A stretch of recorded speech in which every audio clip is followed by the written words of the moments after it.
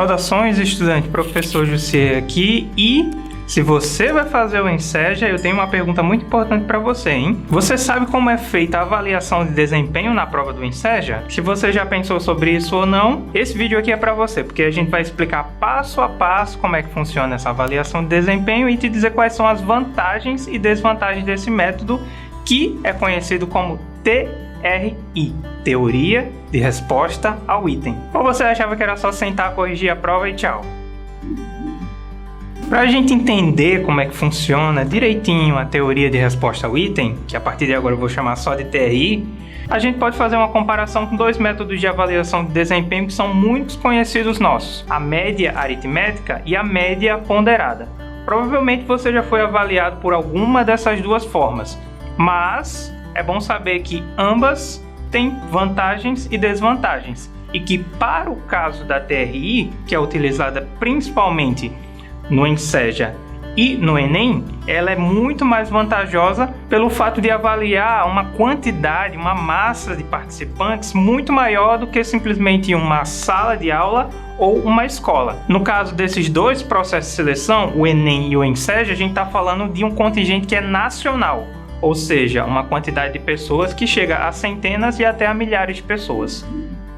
Para os nossos exemplos aqui, eu vou usar uma avaliação com 4 questões. Essas 4 questões elas vão servir como exemplo para a gente pensar cada um desses casos e observar as vantagens e desvantagens de cada um deles. A média aritmética provavelmente é a mais conhecida, até por ela ser muito utilizada, ser muito popular. Ela consiste simplesmente em uma quantidade de questões, que cada questão ela é atribuída a um valor, normalmente 10, e o somatório da nota de todas essas questões é dividida pelo número, ou seja, a quantidade de questões ao todo. Não entendeu? Para ficar mais claro, vamos para o quadro. A média aritmética, como eu falei, ela é muito popular. Por quê? Pela sua simplicidade. A gente tem, por exemplo, aqui uma avaliação com 4 questões. A cada uma dessas questões é atribuído um valor máximo e um valor mínimo. Normalmente o valor mínimo é 0 e o valor máximo é 10. Ou seja, para essa avaliação a gente tem questão 1 valendo 10, questão 2 valendo 10, questão 3 valendo 10 e questão 4 valendo 10. A partir da nota que uma pessoa tirar em cada uma dessas questões, vai ser realizado um somatório de todas essas notas. A partir daí, o valor que é obtido dessa soma é dividido pela quantidade de questões que a avaliação tem. Aqui no nosso caso, nós temos 4 questões. Imaginando, por exemplo, a situação em que uma pessoa tire de 40 pontos ao total, o valor que ela obteve a partir da soma de todas as questões, dividido pela quantidade de questões. Ou seja, a gente tem 40 dividido por 4. Portanto, a nota dessa pessoa foi, obviamente, a nota máxima, 10. No entanto, se uma pessoa ela erra uma dessas questões, ela tem a sua nota muito prejudicada. Por quê? Porque cada uma dessas questões, obviamente, vale 1/4 da nota. Então, imaginando que a nota total é 10, cada uma dessas questões valeria 2,5 pontos. Se você erra 2 dessas questões, você perderia 5 pontos na avaliação. Esse método, portanto, ele não privilegia os seus acertos e pode acabar potencializando os seus erros. Ficou claro? A maior vantagem desse método de avaliação é que ele é muito simples de ser executado. Ele consiste apenas na soma de todas as notas, dividido pela quantidade de questões ao total. Quando a gente pensa, por exemplo, em uma sala de aula que tem um número limitado de alunos e normalmente um professor, que é o elaborador das questões, e o corretor, a gente tem um método muito rápido de ser executado e que avalia igualmente aqueles alunos dentro daquele contexto. No entanto, uma das maiores desvantagens é que todas as questões elas são desenvolvidas por uma única pessoa, que normalmente é um especialista naquele assunto, no caso o professor, e que ele detém aquele conhecimento e é ele quem diz quais são as questões fáceis e quais são as questões difíceis. No entanto, ninguém aprende da mesma forma e ninguém aprende na mesma velocidade ou assimila os conteúdos da mesma forma. E esse método de avaliação ele não leva em consideração esses fatores. Por isso que para uma avaliação com um contingente muito maior de pessoas e com um nível de aprendizado muito maior, como é, por exemplo, o Enseja, a gente precisa de um método um pouco mais aprimorado, tanto de elaborar e de qualificar essas questões, quanto de avaliar o desempenho posterior de todos esses participantes. O nosso segundo método de avaliação é chamado de média ponderada. A média ponderada ela consiste basicamente em você atribuir um peso a cada uma das questões, ou seja, um valor pré-definido, multiplicar o 10, que é o valor máximo dessa questão, por esse valor atribuído, em seguida somar todos esses valores e dividir pela soma desse valor que você atribuiu, ou seja, desse peso de cada uma dessas questões. Para ficar mais claro, novamente vamos para o quadro.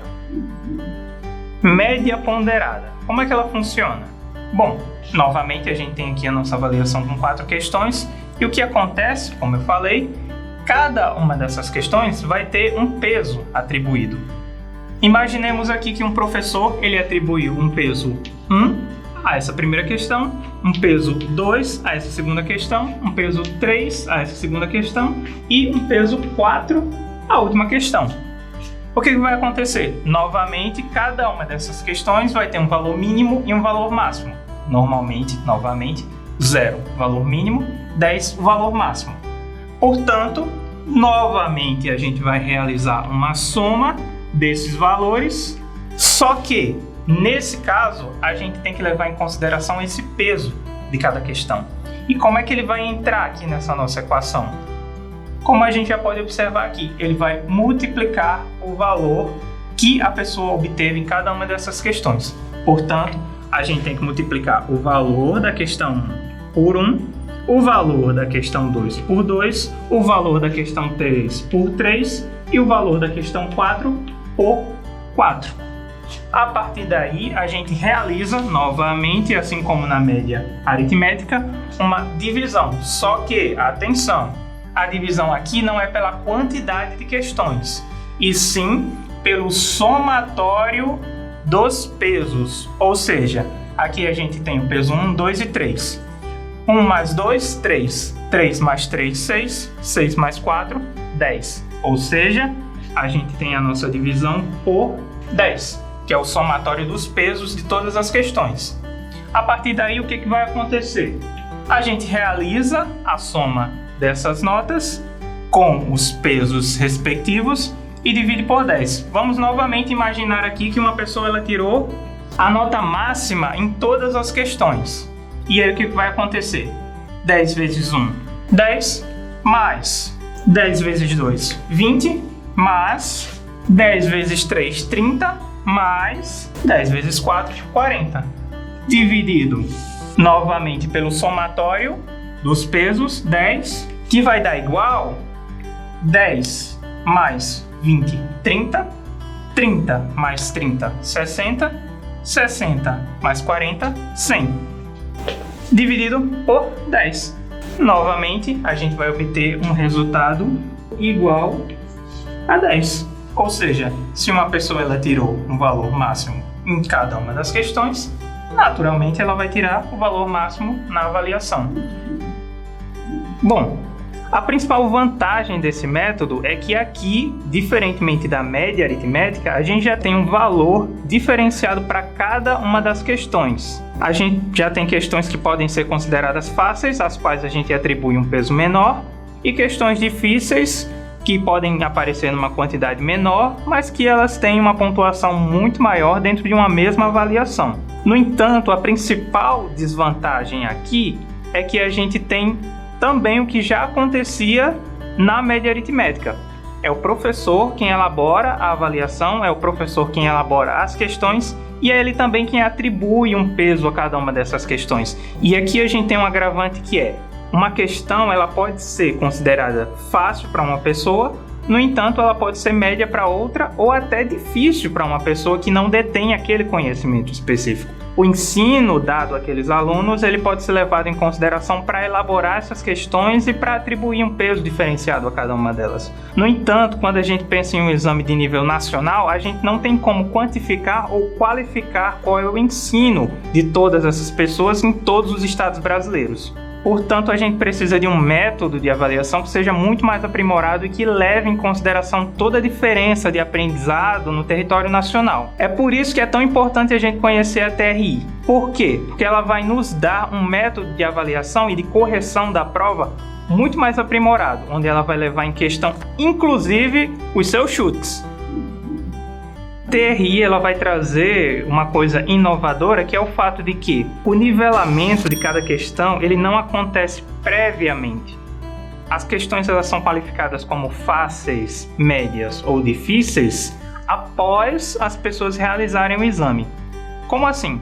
Imagine, por exemplo, a nossa avaliação com 4 questões. Se uma questão ela tem 50% de erros e 50% de acertos, obviamente que essa questão ela vai ser considerada média, porque metade das pessoas estão acertando e metade das pessoas estão errando.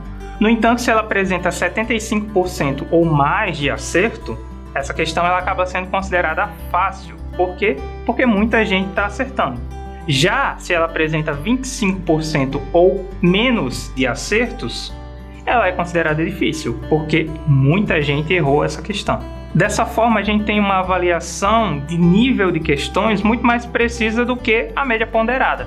Porque, como eu falei, lá as questões elas já são consideradas como fáceis, médias e difíceis pré-determinadamente, ou seja, antes de as pessoas realizarem a avaliação. Na TRI não, isso acontece depois que as pessoas fazem as questões e que observa-se a quantidade de erros e de acertos. Isso, como eu falei antes, auxilia inclusive de perceber o chute. Na perna esquerda, ele tá parado! Que nesse processo de avaliação é chamado de acerto ao acaso. Como é que isso acontece? Imagine que você faz uma avaliação e que você chuta todas as questões. O que vai acontecer é que não existe na sua forma de fazer a avaliação um padrão de respostas, ou seja, um padrão de erros e de acertos. Portanto, você pode facilmente acertar questões difíceis e errar questões fáceis. No entanto, quando a gente leva em consideração a lógica disso, não faz muito sentido você acertar uma questão difícil e errar uma questão fácil. A TRI ela percebe isso, e quando você acerta uma questão difícil e erra uma questão fácil, a pontuação que você recebe por isso, ela acaba sendo menor. E se isso vai acontecendo recorrentemente, a sua pontuação ela vai caindo cada vez mais. Mesmo que você acerte muitas questões no exame que muitas outras pessoas erraram, você acaba tendo uma nota prejudicada. Por quê? Porque você errou questões que eram mais fáceis. Isso ocasiona, inclusive, que você não tem como saber previamente a sua nota, mesmo se você tiver guardado todas as suas respostas. Porque o valor que cada questão vai ter vai depender de quantas pessoas acertaram ou erraram aquela questão. A partir da TRI, a gente tem uma avaliação muito mais justa, porque depende do conhecimento das pessoas que estão fazendo aquela prova e do que elas são capazes de responder e de acertar. Se muita gente acerta uma determinada questão, essa questão ela acaba tendo uma pontuação justa para todos os participantes. Se esse valor dessa questão fosse pré-definido, como por exemplo a gente viu na média ponderada, se muita gente errasse essa questão, muita gente seria prejudicada na sua nota final. Mas como você pode utilizar isso a seu favor na realização da prova do Enseja? Simplesmente responder as questões mais fáceis primeiro. Você responde essas questões mais tranquilamente e mais seguramente. Com isso, você já tem essas questões, de certa forma, garantidas como acertadas. A partir do momento que você já respondeu essas questões que você considerou fáceis, você pode partir para as questões que você tem algum conhecimento, mas não tem muita certeza das respostas. Normalmente, essas questões elas acabam sendo consideradas como de nível médio. Então você pode respondê-las mais calmamente, mas você tem algum tempo a mais para pensar sobre a sua resposta. Por fim, você pode responder as questões que você não sabe ou que você considera difíceis, porque o seu desempenho nessas questões, mesmo que você as erre, elas não vão influenciar tanto assim na sua nota. Normalmente o que a gente faz em questões desse tipo é realmente apelar para o chute. E se você chutar essas questões e vier a acertar, você já tem as questões fáceis garantidas. Você acertando essa questão difícil e você errando essa questão fácil, isso vai prejudicar a sua nota final. No entanto, se você já respondeu as questões fáceis e chutou as questões difíceis, caso você venha acertar, bom, ótimo. E assim o chute errado ele não vai influenciar tão negativamente a sua nota final. Portanto, tenha muito claro esse método para realizar uma avaliação como, por exemplo, a do Enseja ou a do Enem. Comece pelas questões que você considera fáceis, em seguida parta para as questões que você tem algum conhecimento, mas que não tem muita clareza, em seguida parta para as questões que você considera difíceis. Assim você tem uma nota muito mais linear, inclusive influenciando para que isso potencialize a sua nota final. Bom, por hoje é isso. Porém, melhor do que você chutar é sempre você ter o conhecimento e responder com segurança. Para isso, a gente tem vários vídeos aqui no canal te ajudando, te ensinando, te dando conhecimentos que podem te dar maior tranquilidade para realizar a prova do Enseja. Então, fica ligado aqui no canal e já sabe, né? Dá o curtir no vídeo, se inscreve no canal, ativa as notificações para receber informação dos futuros vídeos que a gente lançar, comenta esse vídeo com alguma dúvida que você teve e envia esse vídeo para os seus amigos para ajudar todo mundo aí que quer tirar uma boa nota nesse Enseja. Até a próxima!